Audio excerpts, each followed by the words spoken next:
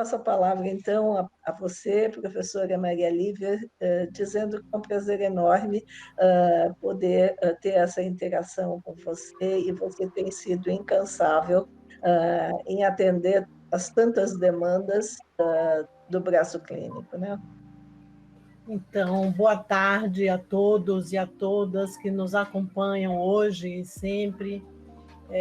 Quero iniciar essa introdução aos trabalhos de hoje com um agradecimento a quem está nos acompanhando e um agradecimento muito especial à professora Ema, como disse o Ricardo, a idealizadora desse projeto tão importante, nossa líder, e que confiou a mim um trabalho que não é um trabalho qualquer, né? Prestar atenção na parte clínica dos gêmeos. Então, a ideia de braço clínico vem certamente pelo cuidado da professora Ema, junto com a professora Nancy, para que a gente pudesse oferecer um espaço de fala para os gêmeos, seus familiares, seus pais, e não só para tratar daquilo que diz respeito ao sofrimento, mas para também compartilhar com eles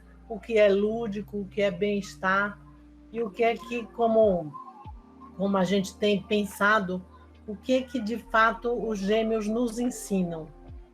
Né? Eu queria fazer menção aqui à presença do Gustavo de Jorge Ramos, que é mestrando no Departamento de Psicologia Clínica e que também, usando a palavra da professora Ema, tem sido incansável junto comigo na coordenação desse projeto, tem feito uma pesquisa muito séria sobre a qual ele vai ter a oportunidade de falar rapidamente sobre essa pesquisa, e tem coordenado, de fato, junto com o grupo do SEDES, um grupo de pesquisadores.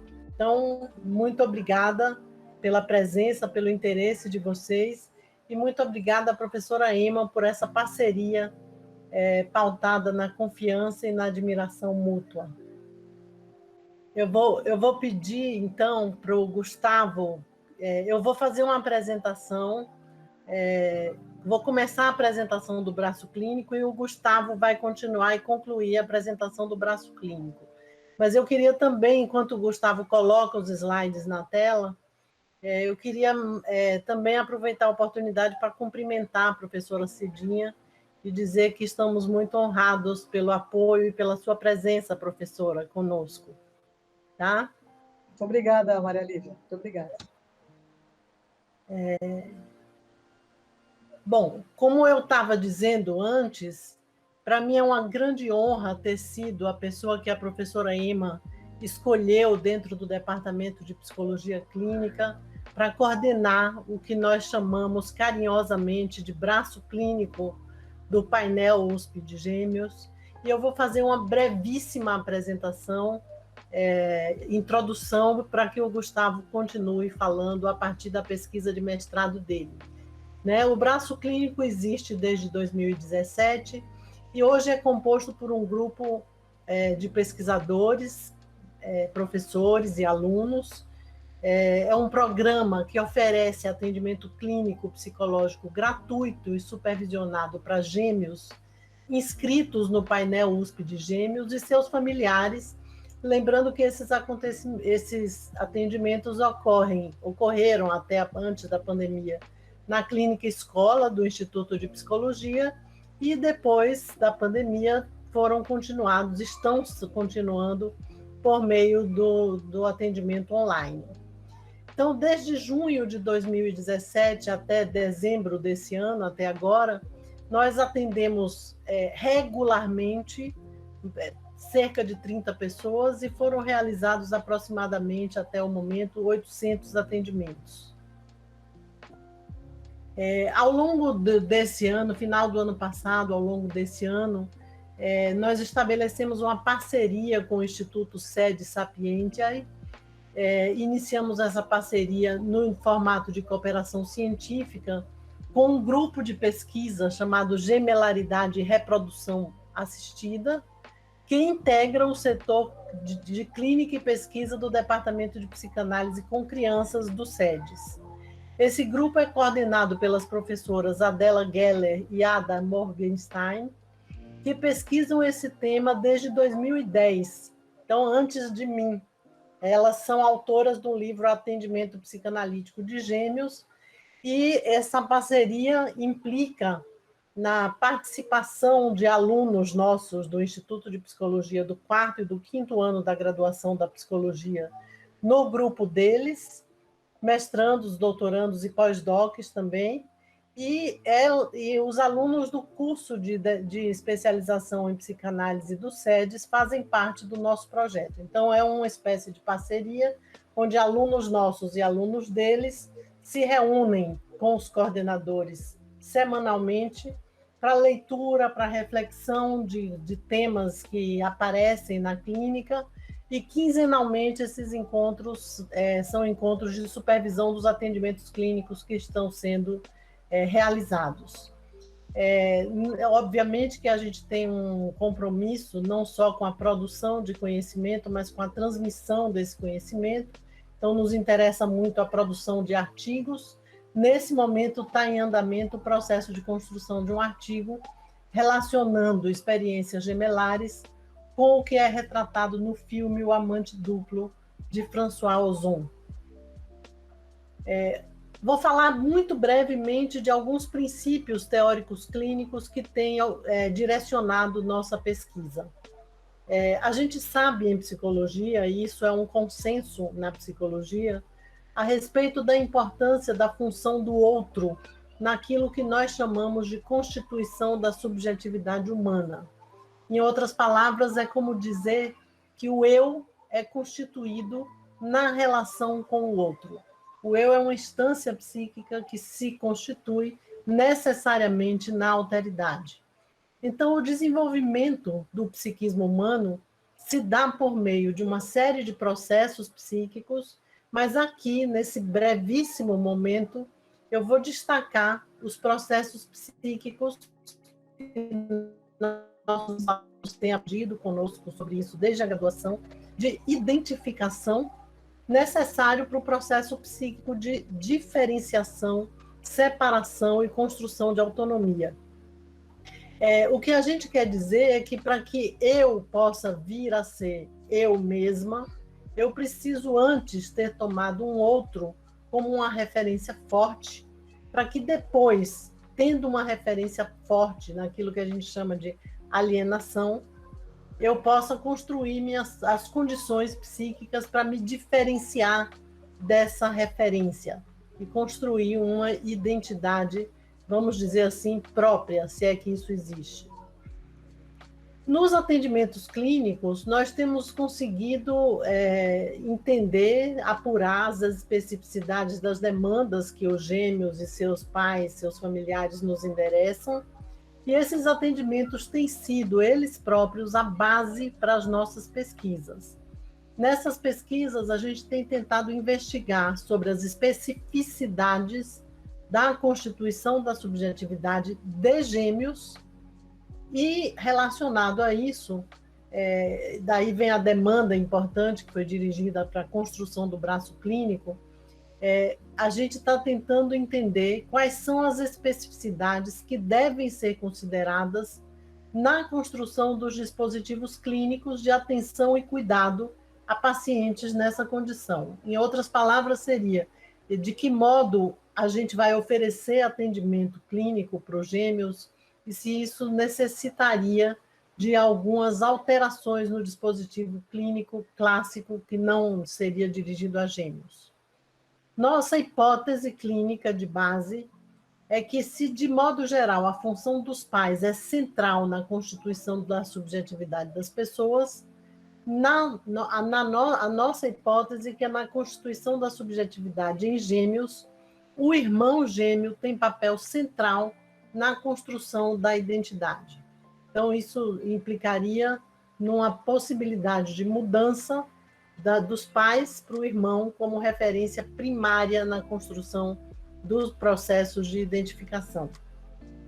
Alguns temas frequentes que têm aparecido nos atendimentos são vários, mas a gente destacou os mais frequentes, Então, algumas pessoas relatam dificuldades de se diferenciarem umas das outras, não só com relação aos irmãos. Outro tema frequente é o modo de se vincularem entre si.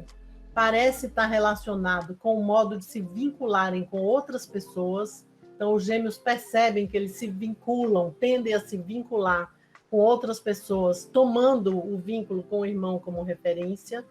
Isso vale tanto para os laços de amizade quanto para o estabelecimento das relações amorosas. Um outro tema frequente que aparece é o sentimento de proteção pela existência do duplo, de maneira inegável. Assim, é alguém que se sente privilegiado por ter um irmão gêmeo. Aparece também a angústia de separação e as dificuldades de elaboração do luto em casos de perdas significativas, isso é igualmente inegável. Aparece também, com frequência, a rivalidade e o ressentimento entre irmãos gêmeos, como um tema relevante. A gente tem também, dentro do nosso laboratório, uma outra pesquisa sobre ressentimento, que talvez, né, Gustavo, a gente devesse estender isso para os gêmeos. Estamos pensando aí nos projetos 2021. Outro tema frequente e muito divertido é a tendência ao humor que se faz presente em histórias que envolvem algum tipo de trapaça e o quanto é possível gêmeos rirem de si mesmo e da própria imagem quando se tem um duplo como fonte de inspiração. Tem uma lacuna que nós observamos, o Gustavo vai falar um pouco mais disso, que assim, a maior parte das pesquisas no campo da psicologia clínica enfatiza dificuldades que os irmãos gêmeos têm para se diferenciar um do outro. Talvez pelo fato de desenvolverem um vínculo tão intenso que muitas vezes esse vínculo pode ser obstáculo para o relacionamento com as demais pessoas. Mas o que a gente percebe que é lacuna? Se a maior parte das pesquisas em psicologia clínica foca, dá ênfase às dificuldades, ao sofrimento e ao mal-estar, nós, em nossa pesquisa, a gente... Pode passar, Gustavo. A gente está tentando, nossa intenção é suprir essa lacuna por meio de estudos que enfoquem o bom humor e o bem-estar, que enfoquem o lado lúdico e prazeroso de ter um irmão gêmeo, que também, inegavelmente, existe, e a gente constata isso nos atendimentos clínicos. Então, isso é alguma coisa que, para a gente, é importante. Aquelas pessoas que chegam com algum sofrimento ligado ao fato de estarem numa relação de difícil separação, durante o tratamento psicoterápico, conseguem encontrar vantagens em serem gêmeos, conseguem encontrar as vantagens de terem aquilo que a gente chama de par, né? Reconhecer a vantagem de terem um par. Eu estou pontual, falei por 10 minutos, estou aqui controlando, vou passar a palavra para o Gustavo Ramos, que é nosso mestrando e também coordenador do braço clínico do grupo de gêmeos, tem uma presença muito importante nessa parceria da USP com sedes e com os nossos alunos. Gustavo, é com você. Boa tarde, professora Maria Lívia, professora Emi, todos que estão aqui ouvindo. Em primeiro lugar, queria agradecer por estar tendo a oportunidade e o prazer de participar de mais um evento tão especial, organizado com tanto esmero por todos do painel. Eu vou começar contando, então, um pouco da onde a gente partiu na pesquisa, né? Como a Maria Lívia acabou de contar, tem uma lacuna, né? E a partir dessa lacuna, a gente fez uma busca na literatura recente, produzida por psicanalistas, acerca da clínica com pacientes que são gêmeos. A nossa pergunta era: bom, será que tem essas especificidades na condição da gemelaridade que devem ser consideradas ou que justificam atenção e cuidados singulares a tais pacientes nos dispositivos psicanalíticos? Aqui, mais uma vez, né, fazer uma lembrança que especificidade é diferente de especialidade, né? Então, quando a gente se pergunta se tem uma clínica específica para as questões gemelares, a gente não está falando de uma clínica especial para gêmeos, mas sim uma clínica que tem atenção a essas especificidades, assim como outras clínicas, como a clínica de crianças, por exemplo. E aí, né, o resultado da nossa busca foi que não tem uma discussão ampla e geral sobre essa intersecção da gemelaridade no campo psicanalítico, e isso é uma lacuna na pesquisa, né, como a professora Maria Lívia falou, mas, apesar disso, a gente encontrou questões diversas, pontuais e mais específicas. E aí, 2 dos temas que nos chamaram a atenção nesse primeiro momento foi o tema da transferência dentro dos atendimentos clínicos e do Estatuto da Diferenciação nos Gênios, né? A transferência, um conceito fundamental para a psicanálise, em linhas gerais, ela diz respeito a como temas importantes das vidas dos pacientes podem ser levados e transferidos para dentro da própria relação do paciente com o terapeuta. E aí a gente encontrou o debate se o terapeuta, na relação transferencial de atendimentos por gêmeos, chega ou não a ocupar em certos momentos do tratamento um papel de gêmeo do paciente, assim como possivelmente ocupa posições maternas, paternas, entre outras. E aí os principais autores disseram o seguinte, né? A Jane Magagna, de Londres, e o Klaus Fink, que é de Hamburgo, na Alemanha, eles relataram nos seus artigos que em determinado momento de seus atendimentos a pacientes gêmeos, eles chegaram a ocupar esse lugar transferencial de irmão gêmeo nas sessões. A Elizabeth Wright, que é de Londres, ela escreveu do lado de uma analisanda. Então, ela conta num artigo sobre o próprio processo terapêutico e ela defende que os psicanalistas que trabalham com gêmeos têm que estar preparados para assumir esse lugar do gêmeo e, se não o fizerem, seu trabalho vai estar incompleto. A Amanda Dowd, de Sydney, e a Sue Grand, de Nova York, relataram ter demorado a reconhecer e se atentar à singularidade da condição gemelar na transferência dos seus casos. Então, isso demorou para eles acontecerem, mas quando eles o fizeram, foi algo muito importante, segundo esses autores, para o andamento do tratamento. E aí é isso, para além da transferência, a diferenciação, como a professora Maria Lívia já adiantou, é um tema muito importante, né? Na psicanálise também aparece na pesquisa com gêmeos. E sobre esse tema tem um artigo importante da Janine Vivona, que é de Boston, Massachusetts, nos Estados Unidos, e ela disse que fez uma pesquisa na literatura para ver, né, se havia um consenso entre os psicanalistas, se eles achavam que os irmãos gêmeos, comparados com os irmãos que não são gêmeos, teriam um maior ou menor grau de diferenciação entre si. E aí, nisso, ela cita um levantamento feito por Davidson, em que ele diz que os analistas separam os efeitos em 2 posições diferentes, então que para alguns a gemelaridade levaria a essa grande similaridade, até uma simbiose entre os irmãos, enquanto outros notaram características opostas e diziam ser uma experiência que leva a uma maior diferenciação. Então aí a gente tem essas múltiplas visões na literatura. Quanto aos nossos resultados iniciais do braço clínico com essa busca, a gente pôde responder a uma pergunta importante que a gente se colocou inicialmente, ou seja, a gente concluiu que tem indícios de que existem essas especificidades das experiências gemelares que são relevantes e que elas devem ser levadas em conta na clínica e no cuidado. E que ao longo dessa pesquisa de mestrado, né, em que eu pude ter vários interlocutores, agora estou pesquisando junto com um grupo super legal lá no SEDES, e estamos apresentando o trabalho a público, debatendo as questões encontradas. A gente pôde conversar com psicanalistas que estão atendendo pacientes que são gêmeos e que, ao ouvirem, né, os nossos trabalhos, lerem livros de colegas, disseram que não tinham encontrado tais questões na sua formação, mas que ao tomarem conhecimento delas, né, através das pesquisas ou de outras fontes, puderam melhorar sua escuta e acharam que isso contribuiu para melhorar os tratamentos.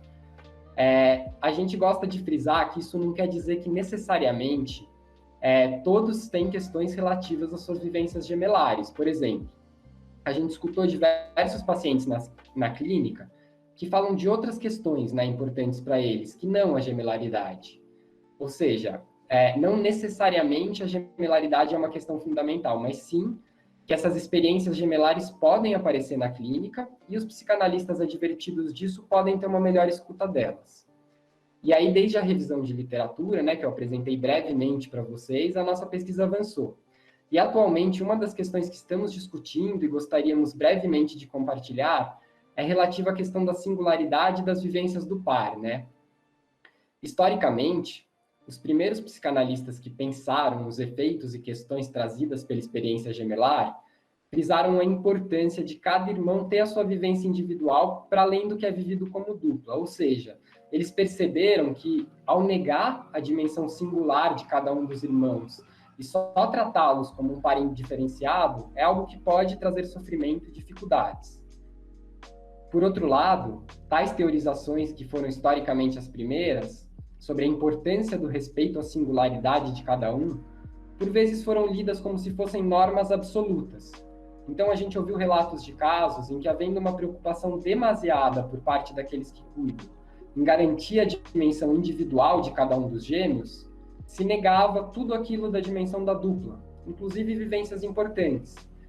E aí, na nossa pesquisa, né, por exemplo, através do livro da Ada e da Della sobre atendimento psicanalítico de gêmeos, através dos atendimentos clínicos e das nossas discussões, a gente percebeu que também negar a dimensão da dupla pode ser causa de sofrimento, pois a dupla é fundamental nas vivências dos gêmeos e traz experiências de bem-estar muito ricas e proveitosas. Então, de maneira sintética, a gente pode elencar esses dois polos que causam sofrimento, se sobre eles recaírem de modo excessivo as relações de cuidado, né?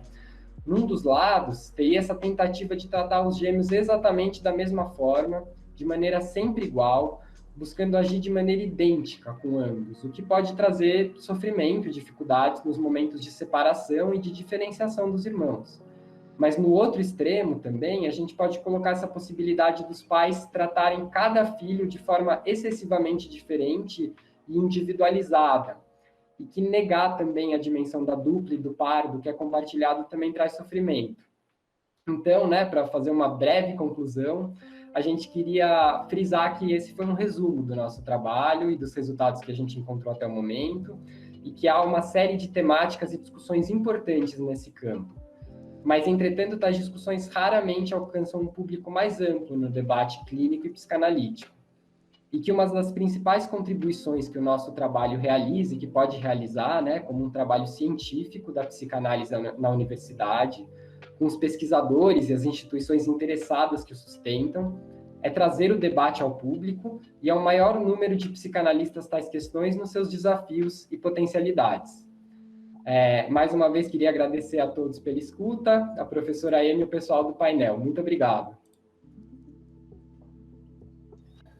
Obrigado, Gustavo. Obrigado, professora Maria Lívia. Vejamos, está aberto a perguntas. Obrigada, Maria Lívia. Obrigada, Gustavo. Eu, na verdade, não venho de uma orientação psicanalítica, como vocês sabem, mas essas questões, elas também se colocam para mim, né? Eu fico pensando que, a grosso modo, né, você poderia pensar que, a partir da expectativa de pais, nós teríamos gêmeos que, de partida, vêm de um contexto que acentua a similaridade do par, não é? Isso a gente vê por meio da escolha de nomes que às vezes são muito parecidos com uma pequena diferença, né? Também por meio da escolha de vestimenta, né? Muito igualzinho, né? Ou então, ao contrário, de pais que procuram dar nomes muito diferenciados e também que procuram já, a partir desses sinais externos de vestimenta, diferenciarem os seus filhos, né? Vocês acham que vocês encontram que isso pode ser um indicador útil para que a gente busque como esses gêmeos se sentem, né? A partir dessas diferentes expectativas dos seus pais? Olha, eu acho que você pegou, Emma, muito bem a questão que está sendo discutida agora, né? A gente tem uma tradição na psicologia clínica quase que de as pessoas recomendarem ou advertirem os pais de gêmeos para tratá-los de modo bem diferenciado, como se a valorização do par fosse negativa a princípio. O que a gente está vendo é que não é bem assim, ou não deveria ser bem assim. Esse protocolo de dar nomes muito diferentes ou de vestir de modo muito diferente, não é ele em si que garante a condição psíquica de diferenciação. E mais ainda, ele pode tirar dos próprios gêmeos o grande prazer que só eles conhecem de fazerem parte de uma dupla. Né? Então, o que a gente tem pensado, e que realmente é uma coisa nova, né? É que não vale a pena a gente sugerir protocolos. A clínica tem nos ensinado a importância de prestar atenção na singularidade de cada situação. Neste caso, o melhor seria A. Naquele outro caso, o melhor seria B. Não tem um melhor para todos. Né? Isso eu acho que é algo que a gente vai ter como consolidar a partir dos avanços dessa pesquisa sustentada pela fala dos próprios gêmeos, dos próprios pais. Existem situações onde essa recomendação da psicologia clássica, clínica clássica, ortodoxa, de investir muito na diferenciação, quase que na separação dos gêmeos, foi fonte de muito sofrimento. Obrigada, professora Maria Lívia, e também por se reinventarem enquanto grupo, né, nesse período tão difícil, e manterem os atendimentos num espaço virtual, né?